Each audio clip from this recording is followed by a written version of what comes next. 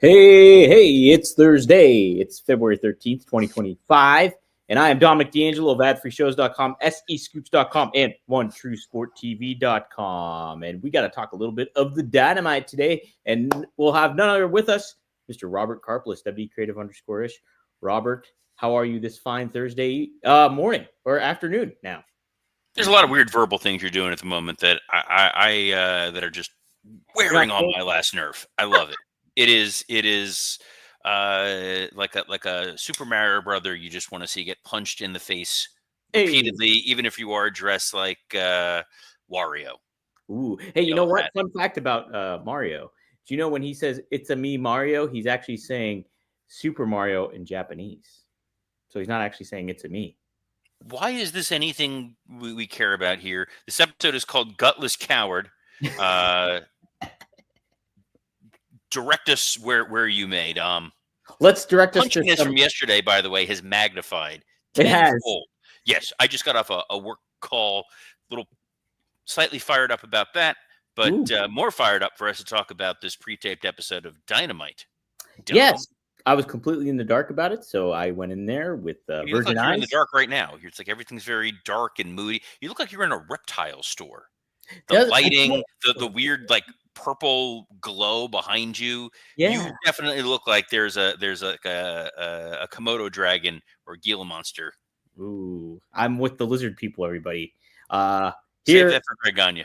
Okay. We got Ron Ward, happy Cobra Kai, everybody. More snake related stuff. What is that? Is Cobra Kai today or something? Is that the new season? I gotta be. It's been on my list of shows to watch. I have not watched Cobra Kai yet, so I'm 5-6 seasons behind. I'm like 38 years behind because I never seen a Karate Kid either. So wait, how have you never seen the Karate Kid? I just wasn't into karate as a kid, and that's it. You don't have to be into karate to be a kid. Did you see the Ninja Turtles? Oh yeah, I love them. And you were into ninjutsu? Yes, I was into ninja, not karate though. Sorry, guys. And turtles. I like turtles. Lou says, "Sweep the leg." I already hate this episode. Yeah, 1 year in. Can we stop talking about Cobra Kai? I don't know what this is. Wrong show, wrong world. You gotta watch Karate Kid, man. Like bust out the VCR. Look, I like what's the guy's name? Arnold in Happy Days. I like him. So yes, Mr. Miyagi. Yes, Mr. Pat Miyagi. Morita. Pat Morita, that's the name. Yeah. All right. So we're gonna get let's get to some Dynamite here. Ralph Macchio, star of My Cousin Vinny. Ooh, that's correct. Man. And Marissa Tomei's in that as well. From The Wrestler. Okay. Look at you. You tied it back to wrestling. Yes. So I'm beaming with pride. I'm beaming with pride at 80% of this episode of Dynamite. Yeah. There's a lot of really good stuff on this show, Dom. Yeah, I enjoyed it. I thought it was a overall pretty good show, and I'm kind of with you. About 80%, I would say, I was on board with. Yes, we got it kicked off with somebody that you made note of yesterday in Max Caster, and I thought it was a neat, fun way to kind of start off the show, and it establishes Max's new character and idea kind of thing, and going up against somebody like a Hangman Page. Showcased Hangman Page too. So what do you think of that opening segment that's kicking everything off? Absolute home run of a way to start this show. You open with Max Caster, who's obviously over as a heel. You know, they being AEW wants that Dominic Mysterio style reaction. They want that Logan Paul style reaction where the crowd is just booing the hell out of somebody, because they don't get that with MJF. A lot of the crowd they enjoy what MJF has to do and say. So Max Caster is a guy that everybody, regardless of where you stand, can kind of unplug and hate him in the right way. Mm-hmm. So it works perfectly here for him to have the open challenge and bring out Hangman Page, which helps AEW shift Adam Page from the heel who burned someone's house down to a babyface. Yes, which I think he fits best in right now. It's just you have to. I don't know. We'll talk about it later on as the show develops, but yes, I'm with you on that. Something else I'm with was is somebody else shifting, and that's Ricochet and Swerve. I love the little promo that Ricochet did, and it does look like they're kind of moving on. And there's a little bit of reality check that Prince Nana gives to Swerve in certain ways. What do you think of this too, as well, Robert? Yeah, I think Swerve getting that message from Nana of you don't have to make everything personal. Mm-hmm. We have goals, we have things we need to focus on, which works. We saw the reset of sorts with Drew McIntyre on SmackDown, where his character was moving away from everything is vengeance and everything is a blood feud to, hey, I'm just here to wrestle. I'm here to do a job. And I think with Nana having seen what Swerve went through with Hangman Page, that dastardly heel who's now, a warm, fuzzy babyface, to what we're seeing with Ricochet and the violence of that situation, it makes a lot of sense that you want to have this video package, remind people of what happened, nudge this thing forward without needing to actually feature Swerve or Ricochet in ring. Yes. Yeah, I agree with you. It'll be interesting to see what they kind of do with these guys moving forward. I like to see them go their separate paths and then converge later on. You can always address it back. But I want to see what heel Ricochet does with somebody else. I want to see what babyface Swerve with the new agenda does with someone else as well. Trios championships, Robert. We knew who the champions were last week. Well, at least you did. I didn't. It was Death Riders, and they challenged the Undisputed Kingdom for those titles. We got the retain after a little bit of a low blow, but there was a lot of chicanery kind of going on here. Crowd seemed pretty into this match. I kind of get the vibe with Undisputed Kingdom, but is that really the right note to hit? I don't know. What do you think of this, Robert? Beating Undisputed Kingdom clean or relatively clean? Yes, I'm okay with that note. I don't need to see the Undisputed Kingdom really at all. I get that. Look, they are a very talented team in ring. I don't think anybody's going to dispute that or argue that. They kind of bore me. The Death Riders obviously have remarkable talent in the form of Claudio Castagnoli and Pac. One of the notes is, look, this was a taped show. Sure. Yes. Back in my day, back when I was a younger man, we used to tape SmackDown on Tuesdays. And then we would go in and fix the audio before it would air on Thursdays or Fridays when we ultimately moved it. There was a moment during this match where this was not a live show. They could have fixed this and they didn't, which was Tony Schiavone talking about Wheeler Yuta. And he was talking about how the crowd hates Wheeler Yuta because they know that he is a member of this group under duress. That is not the Wheeler Yuta story. And Excalibur corrects Schiavone for a good 3 minutes. It was like, again, we'll go Simpsons on this one here. When Principal Skinner decides that he's going to write a novel and he literally describes the plot of Jurassic Park and Apu yells at him for about an hour. This was the Danny and the Brontosaurus of this episode of Dynamite. It was Excalibur saying, he's not there under duress. He turned on the best friends. He turned on Bryan Danielson. He is here willingly. Schiavone, you're an idiot. You have ruined this match. You have ruined this storyline. Oh, what a hurricanrana. They could have fixed that. They should have fixed that. And the fact that they didn't is kind of astonishing. The recording sessions that we used to have to do with Cole and Taz, if you guys weren't sure if Michael Cole was a heel, you do a SmackDown taping with Michael Cole, and you will learn there is no bigger heel in this industry than Michael Cole. Danny Garcia and Matt Menard came out for the save. Cool Hand Ange. Don't forget him. Cool Hand Ange returned. Yes. So I guess they're going to be the next feud for the trios titles. Maybe, I don't know. I just don't like trios anymore. I was intrigued when they introduced the titles, but they didn't do anything with them. And so I'm off of them. The irony was that WWE was the one that wound up creating more trios for a while. They had a number of trios, and they just didn't really do a ton with them. You still have that with American Made. And, for a while, you had New Day with Odyssey Jones. You have Judgment Day, obviously, Legado del Fantasma. There's a lot of the LWO. Yes. Tons of triple three ways. Speaking of Doesn't trios, sound though, right. Robert. Speaking of three-ways, no, I'm kidding. They're Speaking not a of sponsor trios, today. not yet. Family-friendly show. We had another trios introduced actually with a new name. We have Samoa Joe, Shibata, and Hook. They are the Ops, and they So before we get to the Ops, yes, which great group, stupid name. There's a backstage segment. Again, pre-tape show. John Moxley and Marina Shafir are in the back. Oh, that's right. Yes. They get attacked by Cope and Jay White. Uh-huh. First of all, Cope hits the weakest chair shot I have ever seen. All due respect to Lance Storm and Rob Van Dam. This was the weakest bear tap moment. They lightly tap Moxley, and then they shove they shove Marina Shafir through a door and bolt it shut. So she's trapped so they can steal the briefcase, only to open the door and realize they shoved her into a giant-ass hallway filled with people.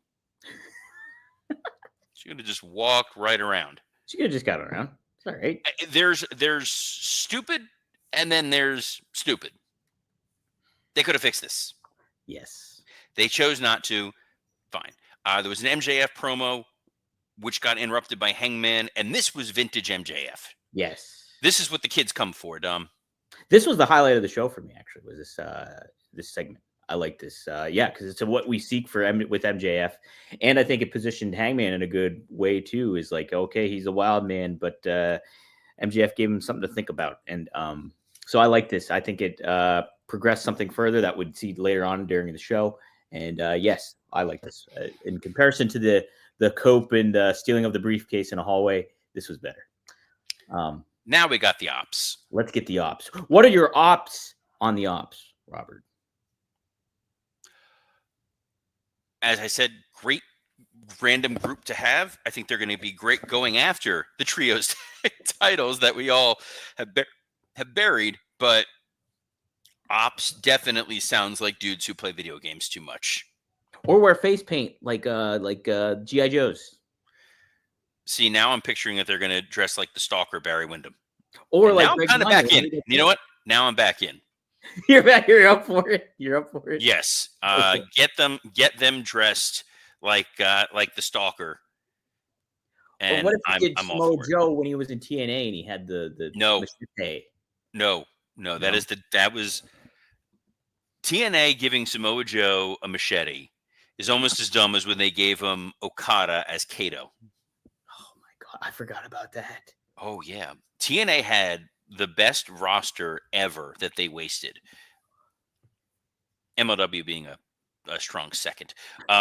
Anyway, yeah, Hook, Joe, and Shibata beat Aaron Solo and two other dudes from QT's school. They looked tough. They set out their mission statement of "We're coming after you, Jericho." Totally fine. It was a squash match that was just to facilitate a promo. I like it. I love seeing Samoa Joe, and seeing Samoa Joe just wreck people is a blast. Yes, I'm with you on that. Yeah, just pairing up with the trios. I understand it because they're friends and allies, but I think Joe should be positioned bigger. They'll get there. Again, Christian still has that metal clipboard with his contract inside of it. So if let's say Moxley loses to Cope and then Christian cashes in and Christian's the TNA champion and now Joe is going after Christian and I've just booked TNA from 15 years ago. So next up from the Impact Zone, we got a Chris Jericho promo. Yes. He still has a bounty out on Bandito. And sure enough, he goes out to the ring by himself with cowboy hat. And then before we get the cowboy hat out there, we did that because he introduces it, and then we get a Willow Nightingale almost promo that gets interrupted by Marina Shafir, so Moxley can keep talking. Right, and that's all we see of Willow. That's it. Yeah, we got nothing else. Now we got the Jericho Bandito thing. This was quite the showdown, Robert. Right? This was so. It was goofy, it was stupid, it was cheesy, but it worked. Yeah. Crowd was super into the paces and the showdown. Then when Brian Keith interfered and the crowd got mad, and I'm like, this isn't really a match. So okay. Then you got the Outrunners, who I wish they would have gotten a bigger pop, but at least you're using the Outrunners in some capacity there. Then Big Bill looking to cash in, and ultimately Hobbs vanquishing Big Bill, and Hobbs looking like a monster while Bandito just jumps around and points at him. Yeah, I liked Hobbs being positioned in the manner that he is. Yeah, I think Bandito should feel like figuratively and somewhat literally a bigger deal too. So They'll get there. Look, you're going to get Bandito working with Jericho. Good, bad, or indifferent, that is something for him to do. You were able to advance the Big Bill and Hobbs storyline in a somewhat creative way. I'm totally fine with it. Yeah. The Radar Superstar Cope and the Switchblade said they would allow Moxley to have his briefcase back if he met them at the end of the night. So we have to stay tuned for that, everyone. But Meet me in the overrun. We stay tuned for MJF versus Dustin Rhodes, commercial free. This was a fun little match, Robert. I enjoyed it. They knew this was a taped show, so the idea was let's promote a commercial-free match so that people will tune in and know that they're going to get bell to bell. I don't know why AEW doesn't do commercial-free matches more. Yeah. Even if there's one commercial-free match on the show, you can get it sponsored. You can, State Farm or whoever can sponsor a commercial-free match and give that to your audience, since we always promote yourselves as the place where wrestlers wrestle. So differentiating yourself by giving us a great match is not a bad idea. And I thought this was a great match. Yeah. Good old storytelling kind of stuff. And these guys complement one another well, I think, in the match. And I like the promos leading up to this. Dustin's conviction in his promo, and then MJF, what we talked about earlier, too, I thought was great. So, yes, well positioned. Then we get the little brawl outside with Hangman Page. It disperses into the crowd, and security breaks it up, pulls Hangman away, and then MJF calls Hangman a gutless coward. Hence the name of the episode. And then Hangman Page shows up and beats the crap out of him again, which was fun. Yes, it was. I like that. This is why they need to use security more often. I think it helped. It made it feel a little bit more dramatic. And it's like, well, now I kind of want to see this. All due respect, actually, no due respect to that damn Jeff Jarrett who used to bump us every week off of our YouTube channel. Take that, Double J. Go away. I respected his bumping of us. I'm okay with it. Whose side are you on? No one's. I'll tell you whose side I'm on. It's Megan Bain. Oh, yes. Yes, Robert. This was a thing, like, she went up against Penelope. No, that's not right. Who'd she go up against? Mia something or other. Mia something. But look, it really, bringing her in, the presence that she has, and then you do look at the outer elements that they had of the women's division. Willow Nightingale, even though we saw her for like a split second, she's there. But Mariah May later on, Toni Storm, blah, blah, blah. It really speaks to the women's division here. And I think Tony Schiavone made note of how stacked their women's division is. Let's see it get executed in the right manner and positioned in the right manner, I think. And Megan Bain is a moment that we got to see of that. Look, she looked dominant. She looked strong. She made a meal out of this girl. And guys, speaking of meals, are you ready to optimize your nutrition this year? Factor has chef-made gourmet meals that make eating well easy. They're dietitian approved and ready to heat and eat in 2 minutes. You can fuel right and feel great no matter what life throws at you. Factor arrives fresh and fully prepared, perfect for any activity or busy lifestyle. You can lose up to 8 pounds in 8 weeks with the Factor Keto meals. Based on a randomized controlled clinical trial with Factor Keto, results will vary depending on diet and exercise. With 40 options across 8 dietary preferences on the menu each week, it's easy to pick meals tailored to your goals. You can choose from Calorie Smart, Protein Plus, or Keto. Do what I did today when I upped my latest order. I just said chef recommends. Let them pick of the variety of things they have. They got smoothies, breakfast, snacks, and more. I trust them to give me great meals. I have never had a bad thing from Factor, and I am an extremely picky eater. If you think I'm a picky wrestling fan, I'm a pickier eater. But guys, Factor is going to help you reach your goals with ingredients you can trust and convenience that you can't beat.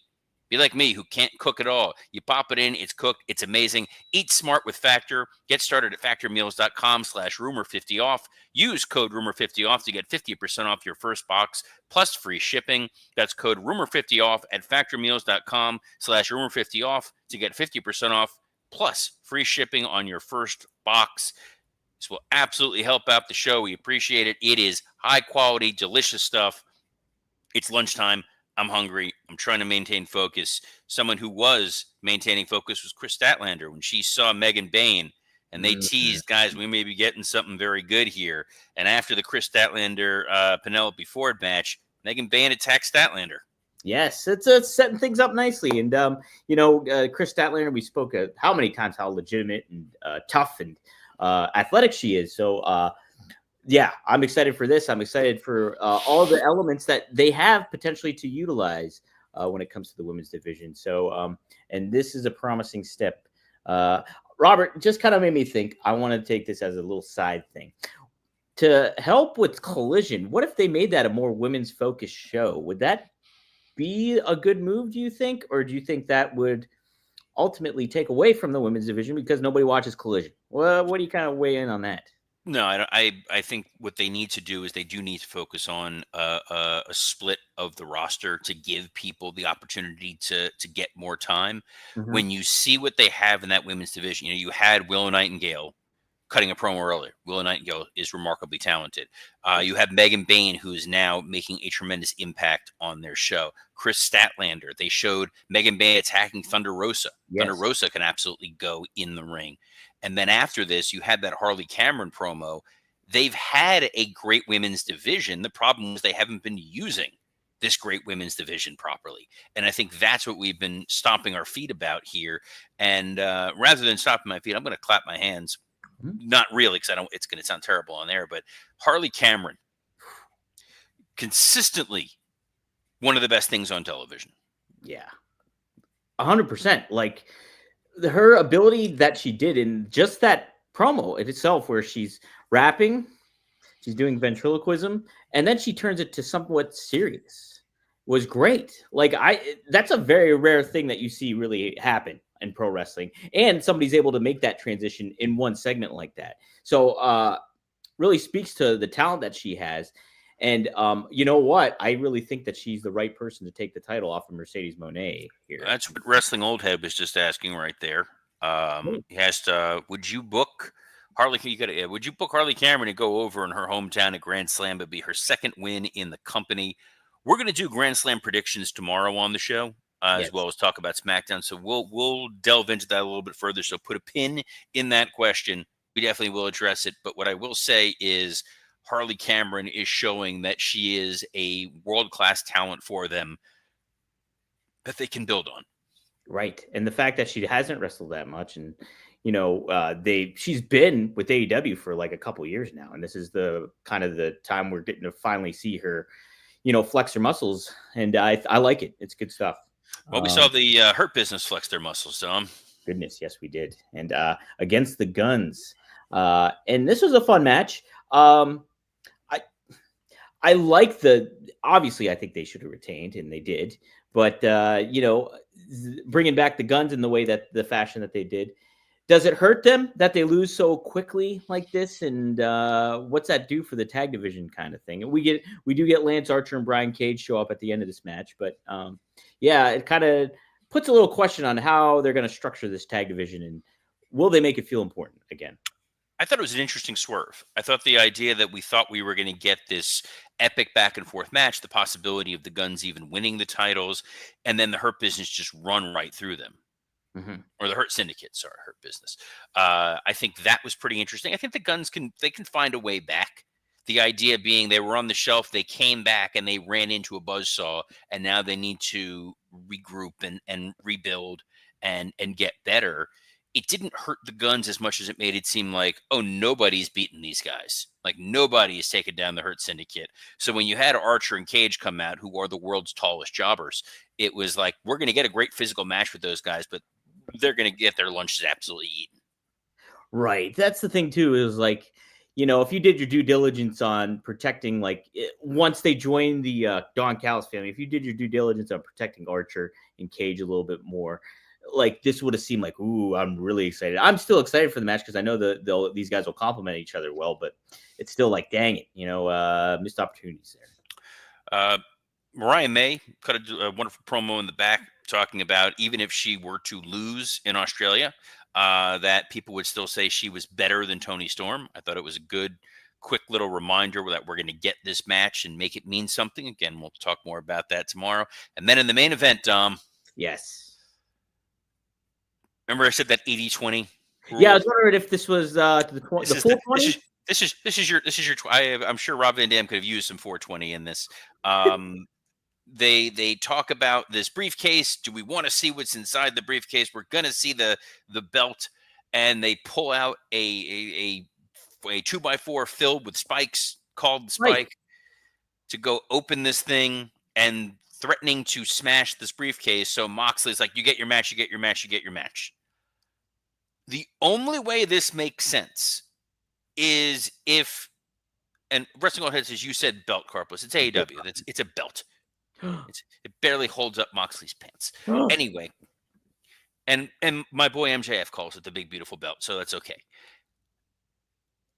Why do we care about the safety and sanctity of this briefcase?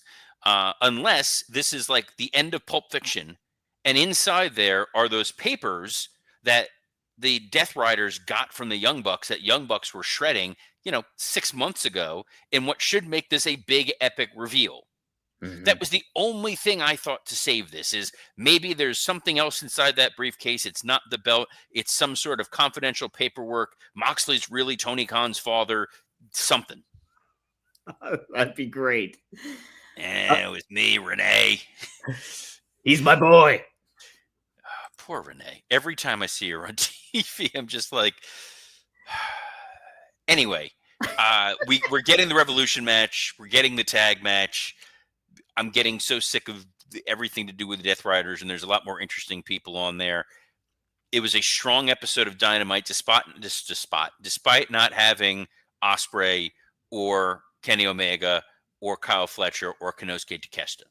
Yeah, I thought it was a good show. I did. I enjoyed it. I enjoyed, not for the making sense of it, but I enjoyed Edge's logic of opening a briefcase with a spiked 2x4. Would make sense. That did not make sense. But yeah, it was a fun show, Robert. I thought it was a fine way to kind of build to Grand Slam, which has not been paid its respects, I guess, in a lot of ways. So this was good. This was a good make good in certain ways, I think, too. Robert, you're going to make good with Working Stiff, aren't you? I am going to make good with Working Stiff. When we finish this today, Scott Chapman and I are going to be recording around 1 o'clock today, and then it'll be up later on this afternoon. We're going to dive into Dynamite and Grand Slam and Raw and all the other weird happenings going on in the world of wrestling on a show where I can drop F-bombs. And sometimes when you talk about Dynamite, you need to use an F-bomb or two. And also we're going to say some very mean things about Ricky Starks that we would ever say here, because we are consummate professionals, as are you, Mr. D'Angelo, and your library of other podcasts. That's correct. Tonight, guys, you can all tune in. Go to rvdtv.com and tune in at 9:15 p.m. to check out me and RVD live as we take your questions. We do address some current event topics, including his ongoing saga with Bobby Fulton. So stay tuned for that, rvdtv.com. And then later today, the new episode of Greg Gagne Magnum TA will drop on 4horsemanetwork.com. We talk about Ricky Starks. We talk about plenty of other stuff, too. A great Ric Flair in Philadelphia story back in the day, Magnum TA shares. So that's a fun one. Tune in, 4horsemanetwork.com. Good show, Robert. Can't wait to do it here tomorrow and preview a little bit of that Grand Salami. Oh, God. I'm trying, guys. It's been a year.